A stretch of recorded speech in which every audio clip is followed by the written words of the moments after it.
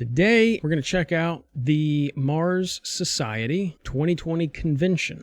I've never attended one of their conventions before, so I'm not really sure what to expect, but I'm really interested in Mars and the Mars colonization and Elon Musk trying to get humanity to be multiplanetary and all of that. So I want to check it out. I want to see what the Mars Society convention is all about. So I hope that's something you'll find interesting. Perfect. Hello, everyone. We are Southern Cross Innovations, and we are here to present our blueprint for the engineering, economics, and ethics of a Martian city-state.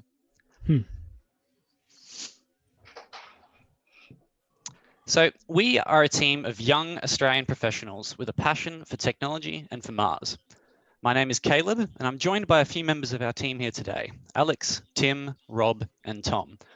We can see our compact city here in blue, approximately 40 habitats across. The resource processing and heavy industry, the works.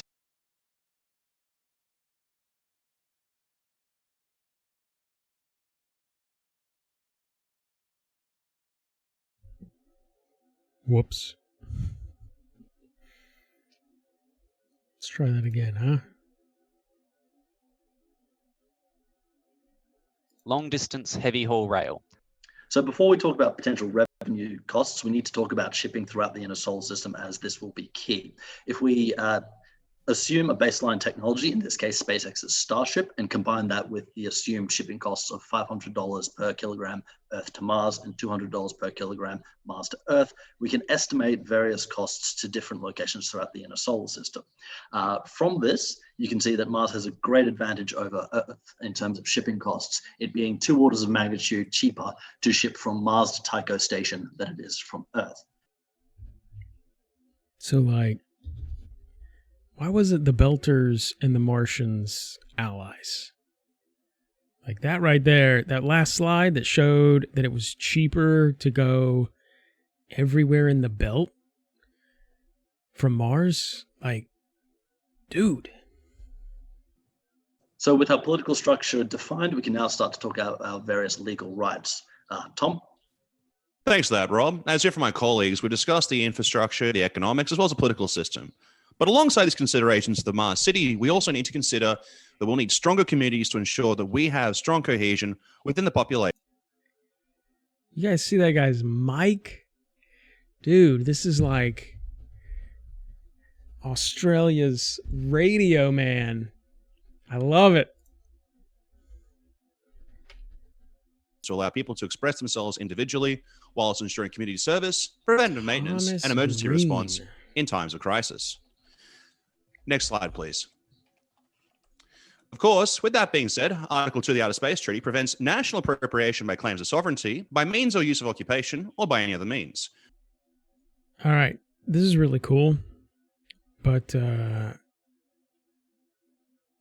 want to go to another element here. Where was it at? 5:30. Here we go. Yeah, mead. Martian mead.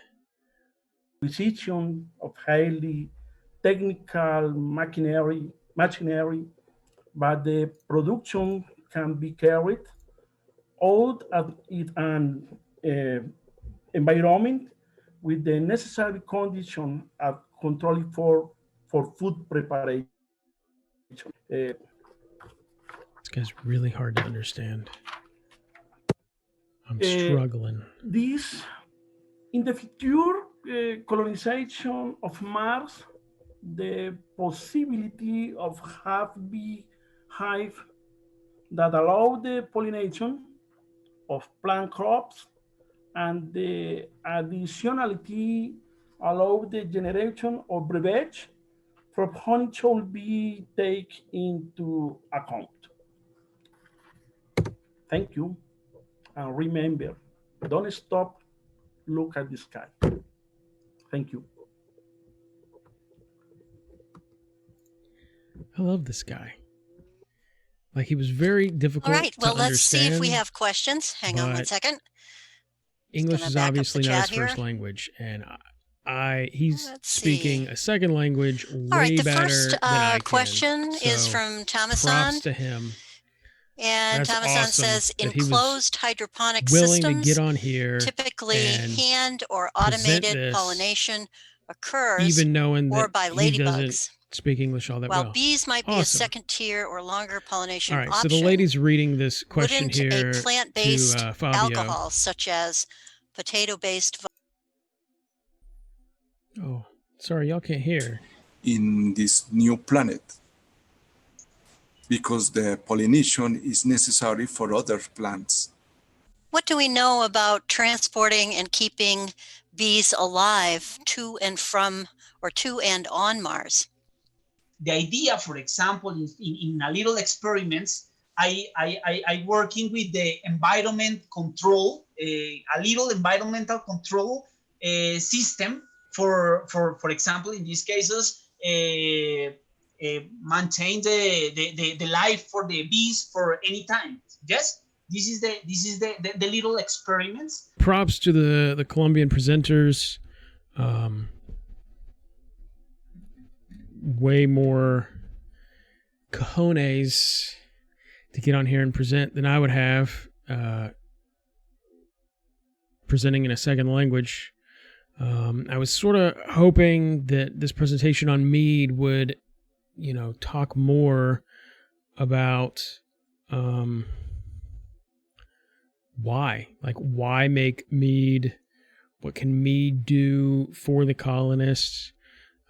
What is the mead making process, and how would the variance in Martian gravity affect that?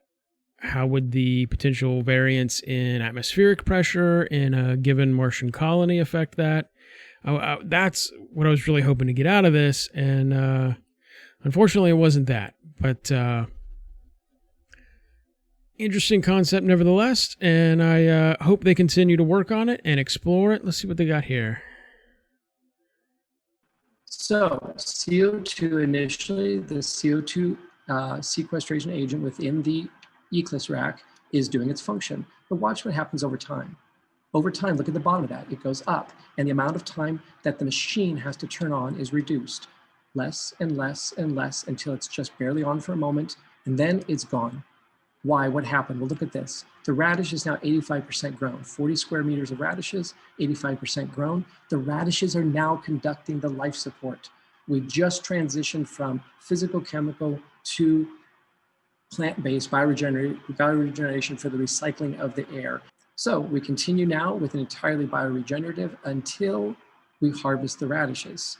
The radishes are harvested, boom, what happens? CO2 sequestration drops because the radishes are yanked out of the ground. And now our mechanical life support system has to kick back in again. I'm just showing you one human, one radish. Now let's go to a much more complex environment. You get some erratic behavior because we don't actually have enough CO2. Some of the plants don't grow to their full potential. It gets a little crazy. So to think that we just throw a bunch of plants in a room and boom, we've got bioregeneration, it's not that simple. Just want to reduce my poor computer, which is overheating. Can we access this? Okay. This is really interesting. So this simulator that lets you control what happens with the atmosphere, with the plants you plant, that's going to be really interesting. That's going to be really useful. I wonder how accurate it is, though. It's like designed for school kids. So is it going to be that accurate? All right, let's get back to it. 3 women lived consecutively for a total of a month in complete isolation from the outside world to prove that you could do it in a relatively small space, complete with crew quarters, dual airlocks, differential pressures different pressures in the greenhouse versus the crew quarters. These are both good questions. Different CO2 levels, different humidity levels. And this, like MDRS and high seas and other analogs, is a place where you can visit. We're excited about receiving your research proposals and for having teams coming for up to 2 weeks at a time within this environment. As the previous slide showed, we're going to be building, not immediately, but building a half-acre Mars yard, one of the largest Mars yards in the world. So, principal 5 objectives, this is towards the end of my presentation. We have 5 science objectives. These are not limiting, these are just foundational.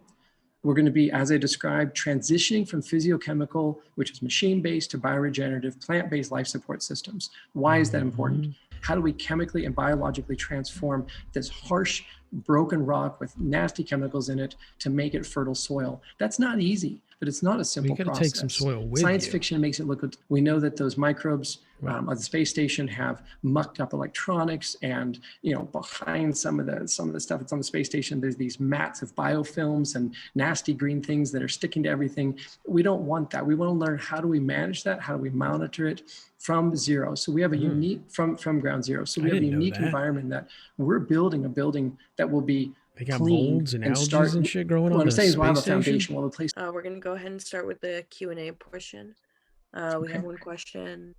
What are developing automated algae production units and want to do a proper mass balance analysis for a closed system for a long time? Would it be possible for us to add various algae types to CMOC and see how they perform? Absolutely. Another question we have, is there a general upper limit for CMOC, or could it reasonably give values for a habitat of 10,000 people?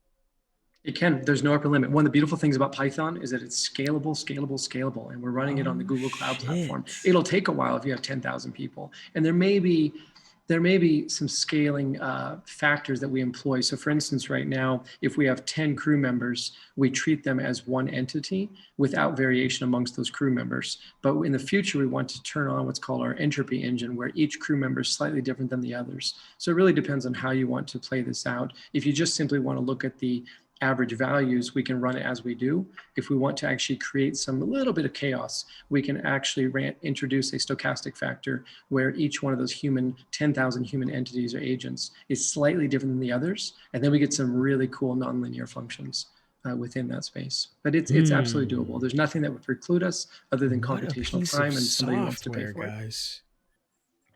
Awesome. I just want to thank you again for joining us. This has been a really I wanted this question. Great lecture, and we're really glad this was a good question. And thank you everyone for joining us on this. CMOC is a scalable, interactive model of an off-world community. This high fidelity, what does that mean? High fidelity computer model of a closed ecosystem incorporates NASA data in human factors and plant physiology.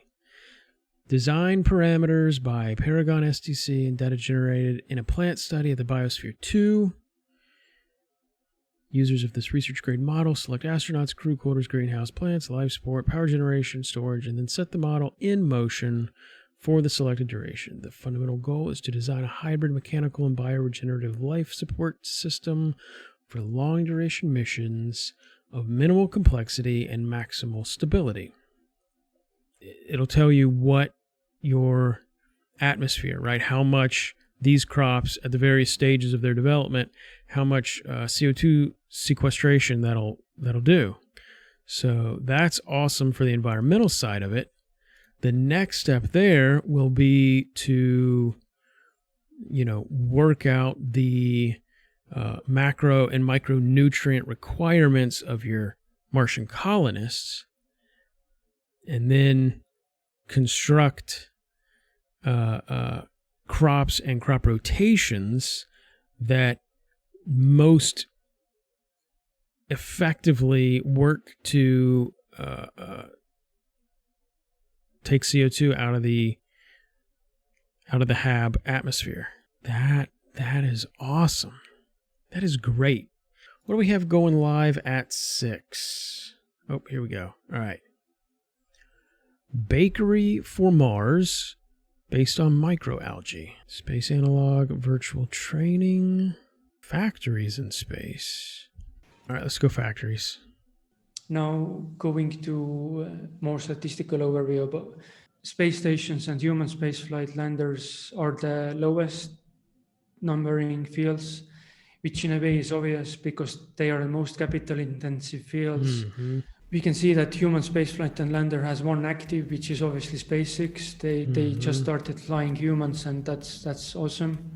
We see there is like a first small peak around 2009, 2010. The economy's in the shitter. Let's go to going space. Deeper into Blue, Man, which Eric has done his to commercial landers and here. the commercial rovers.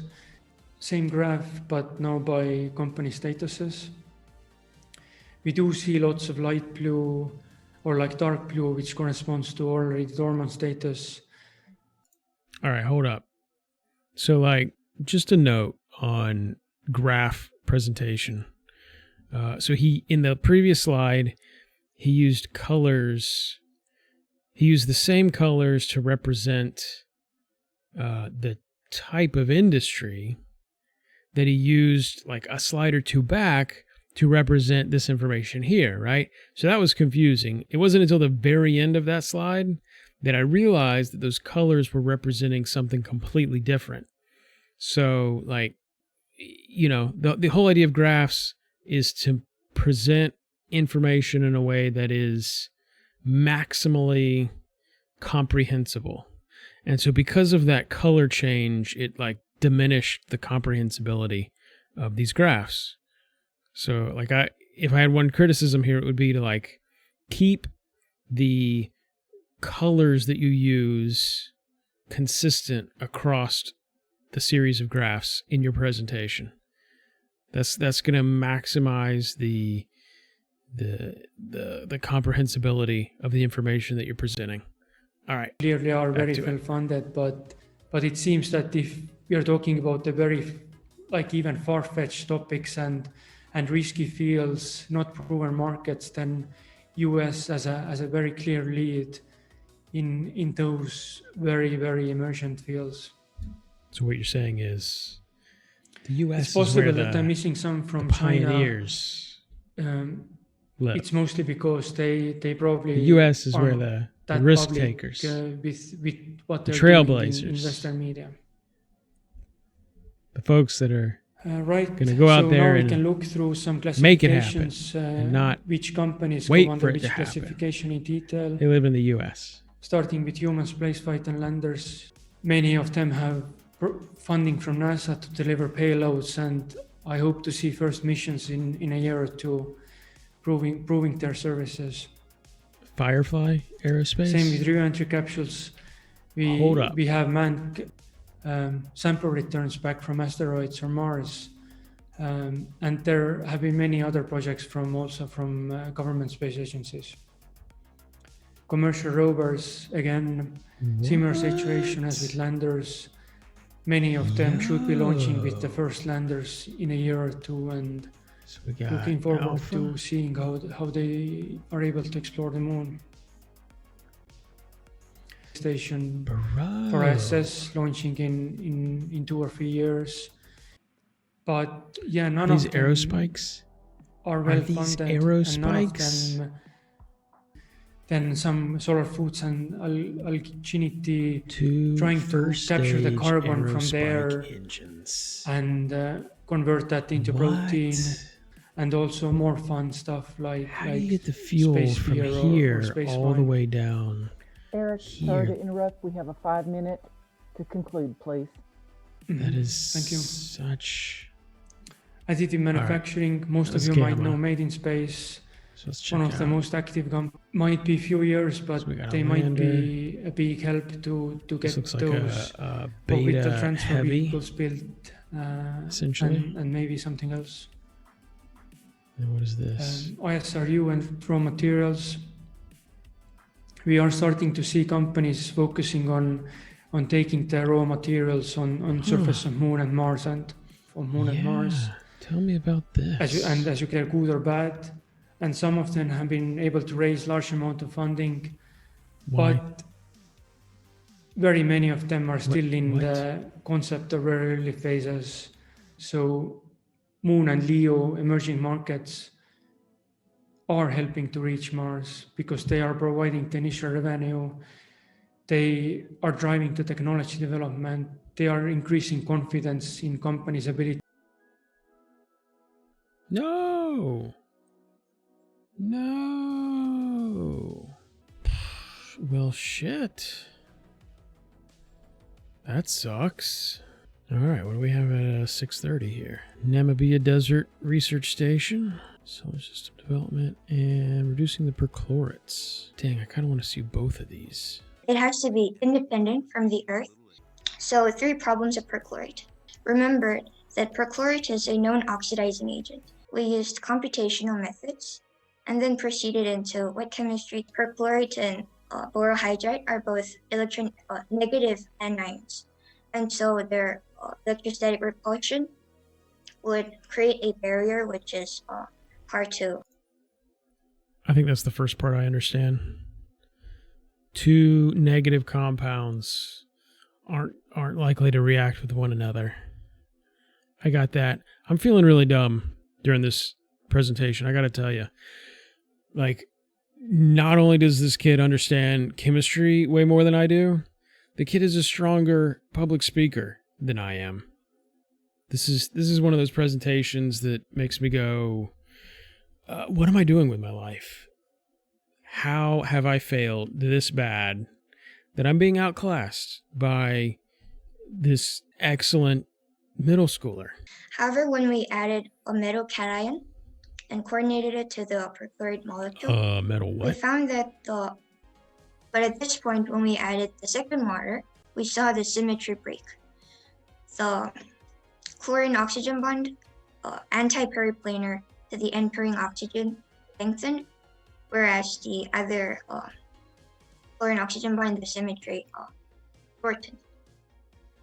And we Chat, thought by looking your at vocabulary word for the day the chlorine-oxygen bond is and anti-periplanar, anti-periplanar. we thought this was very susceptible to a nucleophilic attack.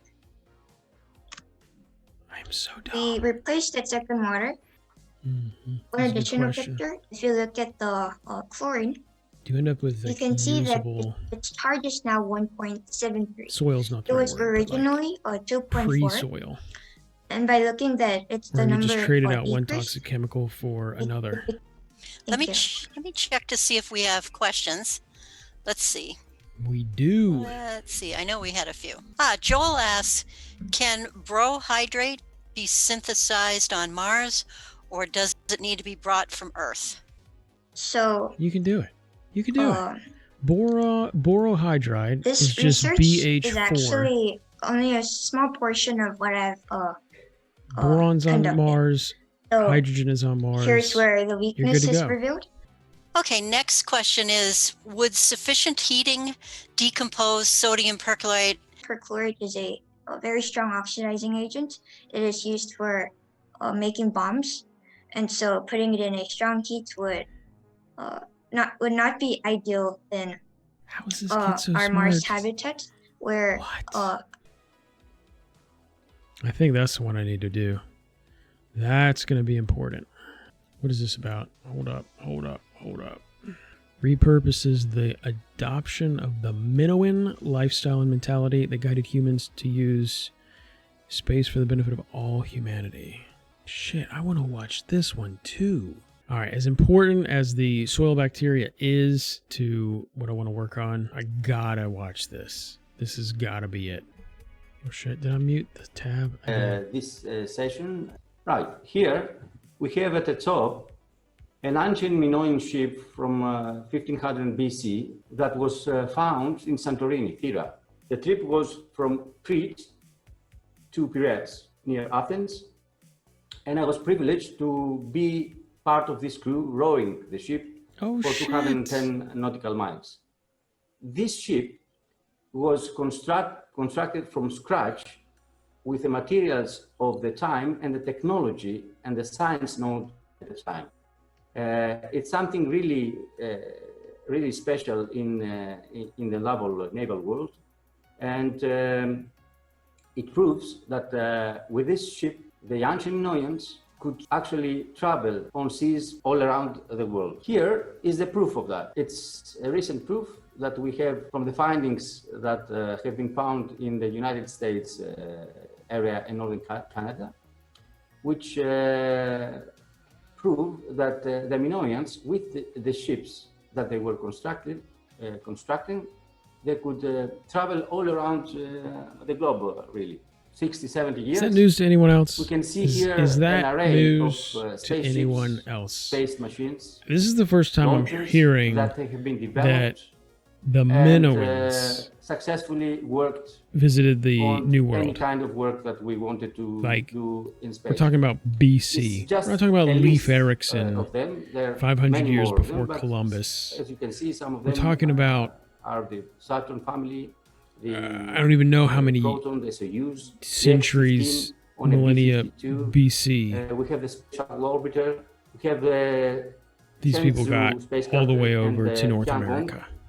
We have the Spaceship 1, Spaceship 2. Is this Atlas, known? Does everybody know this? The ITS, I didn't the know Rhinon, this. the Ankara. That's crazy to me. He's At just the like, bottom yeah, of here's the the slide, presentation, and it's yeah, let's move on to really rockets. New, totally different from what is.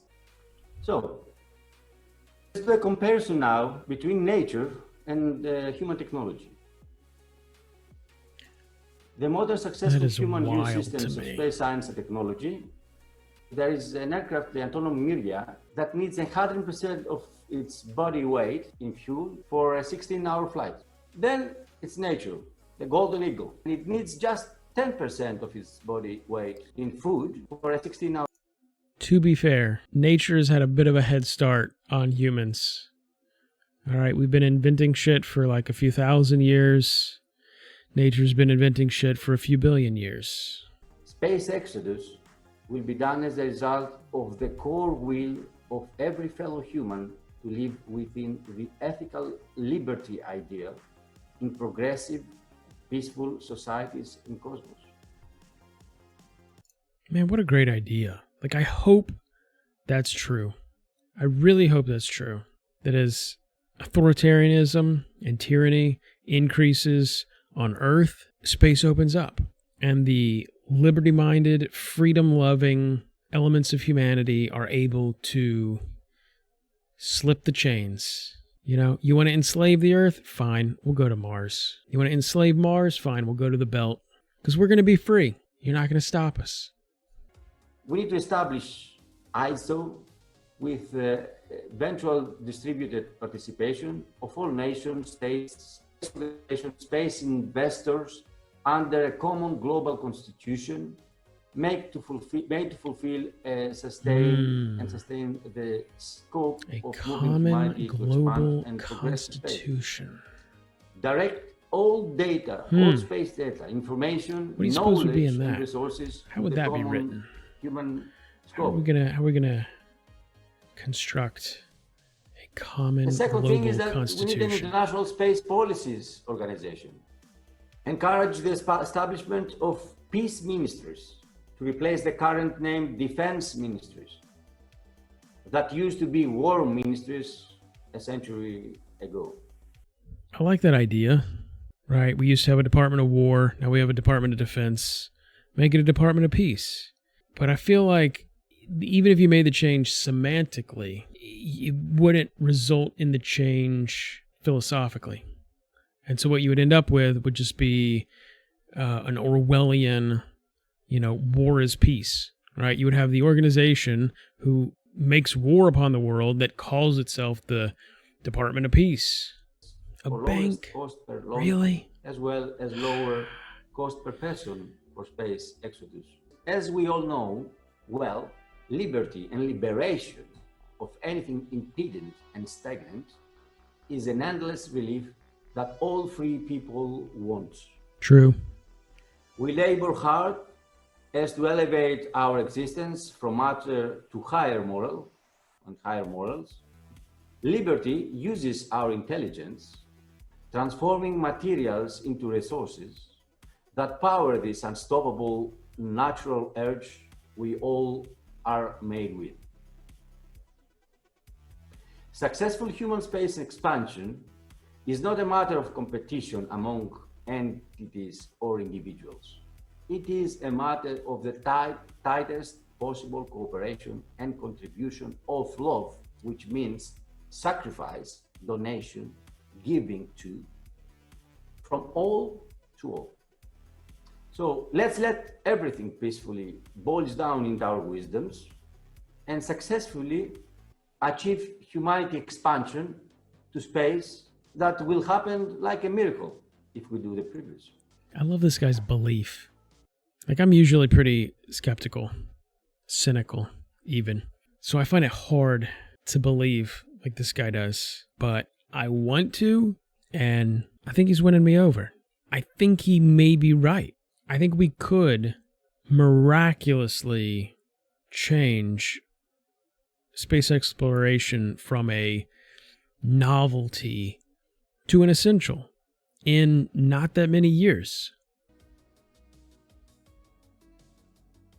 And there's many maps and information there, and I'm going to first just show you some of the maps there, then we'll come back to the other page.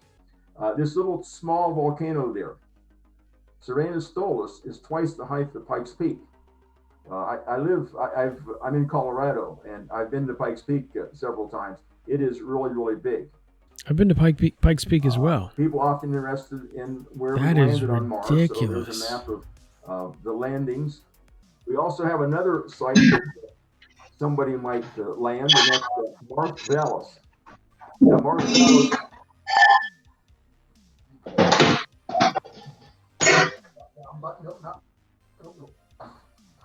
Okay, we have a lot of noise.